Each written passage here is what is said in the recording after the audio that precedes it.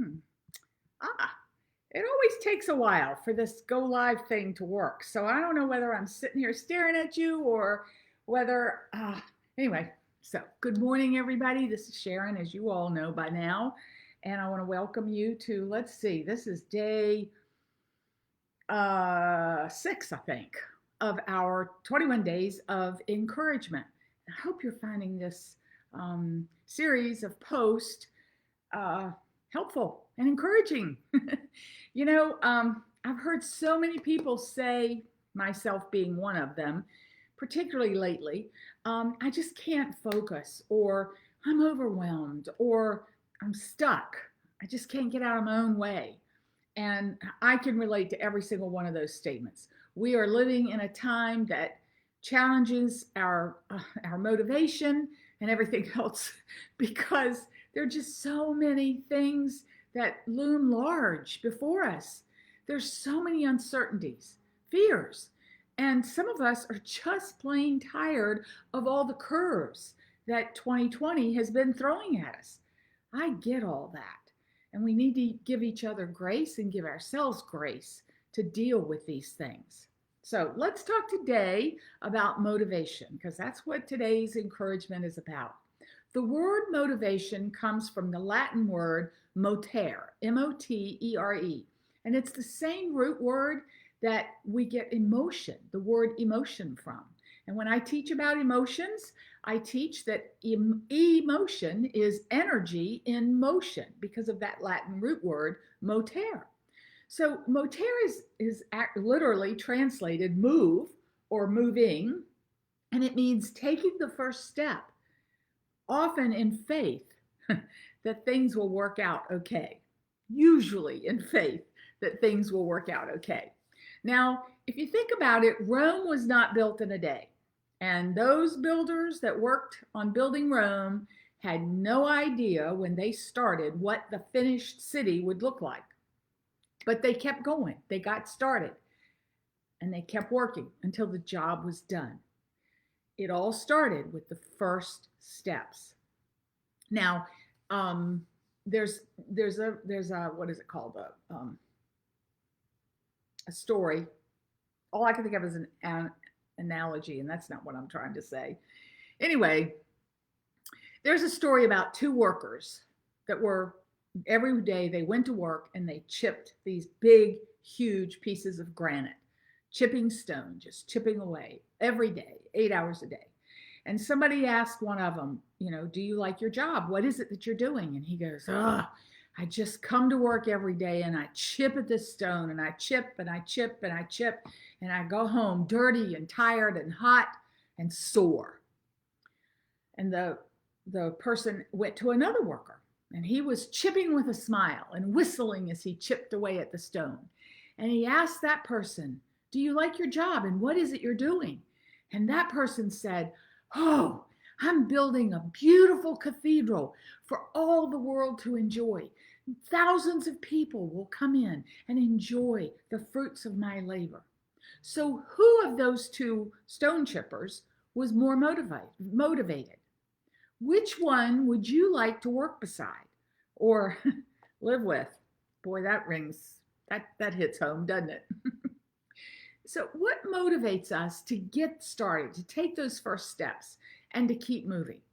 Well, some Vanderbilt scientists conducted a study of the brains of people, and of go-getters and slackers, right? People were categorized into two different categories, so-called go-getters and so-called slackers.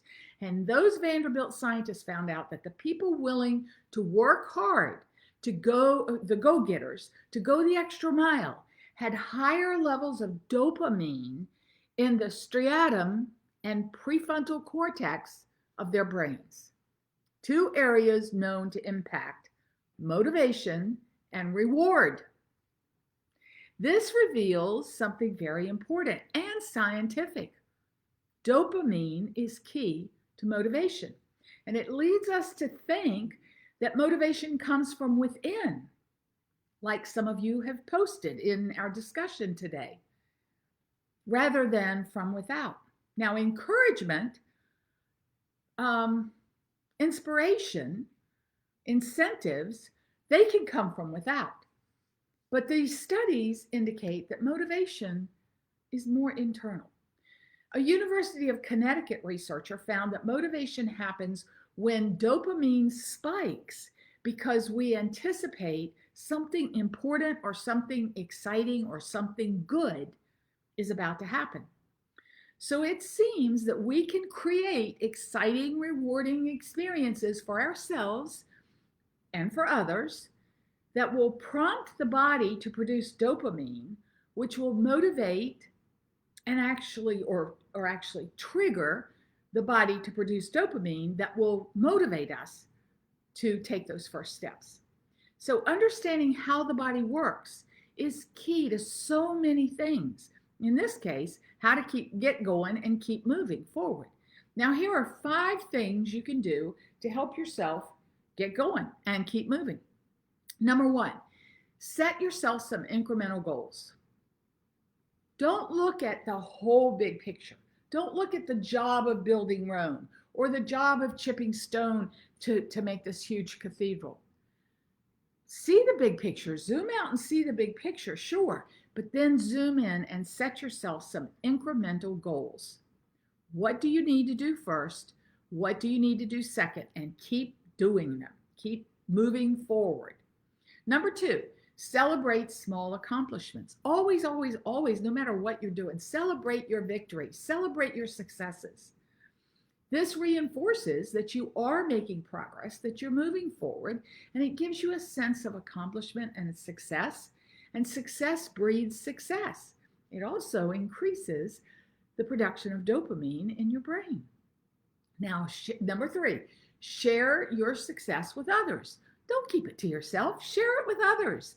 Communicate your accomplishments with your loved ones and with those people around you that support you. They can give you positive feedback, praise, and recognition, and in turn, that increases the production of dopamine in your brain. Number 4, stay on task. Oh, this is a big one for me. Resist the urge to go down that rabbit hole. Don't let your attention get diverted to other things.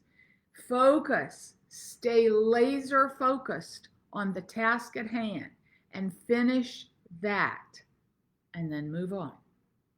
That will help bring accomplishments, again, which will increase dopamine in your brain.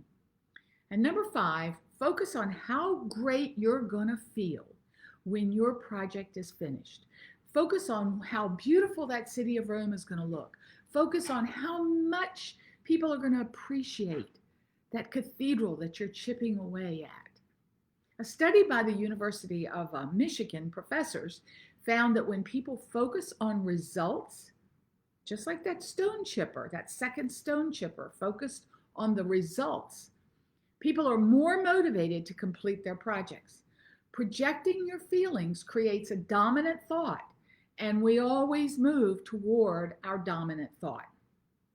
So, there's at least one study on file at pubmed.gov, and you can find this and read it for yourself. If you're interested, I'll post the link in the comments. And it states, I'm going to read it to you. It's a quote. Inhalation of essential oils can communicate signals to the olfactory system and stimulate the brain to exert neurotransmitters, e.g. serotonin and dopamine. I'm going to read that again because it's really important.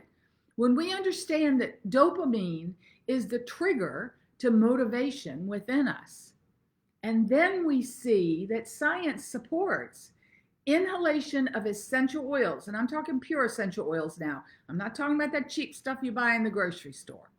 Inhalation of pure essential oils can communicate signals to the olfactory system and stimulate the brain to exert dopamine. All right. So let's talk about inhalation of an essential oil called Motivation. Motivation is a great one. You know me, I love them all. I've never met an essential oil I didn't like. Some of them I don't care for the aroma, but I know what they do for me because I've studied the chemistry and how the body works and how they work together and what the intention is. And so I use them even if the aroma is not my favorite. But this one's a beautiful aroma. It has Roman chamomile in it. Now, Roman chamomile helps us overcome feelings of restlessness. It also helps us purge toxins from the liver. And the liver is where anger is stored. Now, what has this got to do with motivation and dopamine? Well, when we have less anger, we're more able to focus on the positive and see our way forward.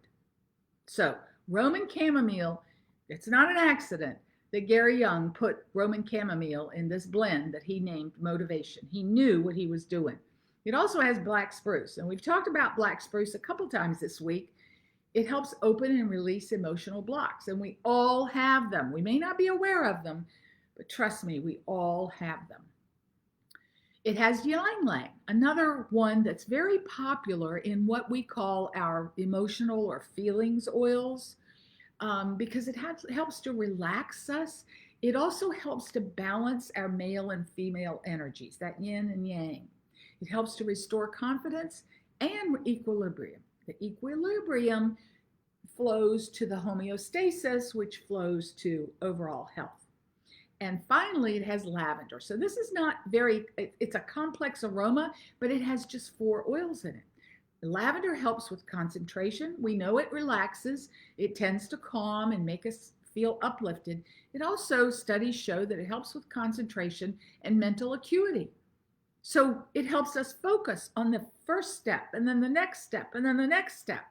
It helps ease depression or feelings of sadness, combat nervous tension, and feelings of restlessness or listlessness. Okay, that's a hard word to say, listlessness. All right, so what do we do with this motivation? As always, we can diffuse it in a mechanical diffuser. We can enjoy it right out of the bottle. We could put it on a cotton ball, put it in our pocket, or put it in our air vent and enjoy that aroma. Here's a trick. You can put a drop in your hand. Oh, I got 2, so I must need some motivation today. Always put the top back on your bottle because you don't want the molecules to escape. They're very lightweight. Put them on your thumb. Put the motivation on your thumb because that's the reflex points for your brain. And we want dopamine in our brain. You can also put it on your big toe. Both your big toes. That's the other reflex point for your brain. You can put it on your chest, over your heart, on your neck, behind your ears, your wrist, over your liver, because that Roman chamomile will help release anger, and around your navel.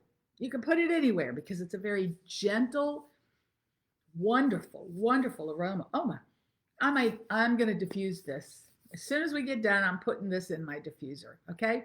That's all I have for you today. Take those first steps. Share your successes. I've seen a couple successes in the post. I love hearing about your successes. Other people love hearing about your successes. Together, we can help each other be more encouraged and move forward. This is not about me. This is not all about me. This is about you. This is about how you find encouragement. Whatever pieces of this 21-day discussion, if you will, tickle your fancy, touch your heart. What works for you? And when you find that, share it with others, because others might see themselves and say, that's it. That's what I need. That's where I need to focus. That's what I need to think about. All right? If you have any questions or any comments, feel free to share them. I am going to be glued to my laptop and my tablet for the rest of the day, because shortly, Young Living, the company that produces these beautiful life-changing oils, starts their annual international convention. It's the annual party, if you will. And this one is virtual, so we're going to watch it from home, unfortunately, because I really like getting together with all the people. And we're going to get new products released today, new news from the company. And so I'll be all motivated. I already am motivated. I'm so excited. It's like Christmas. Have a great day, everybody. Tomorrow, our topic is going to be abundance. Abundance and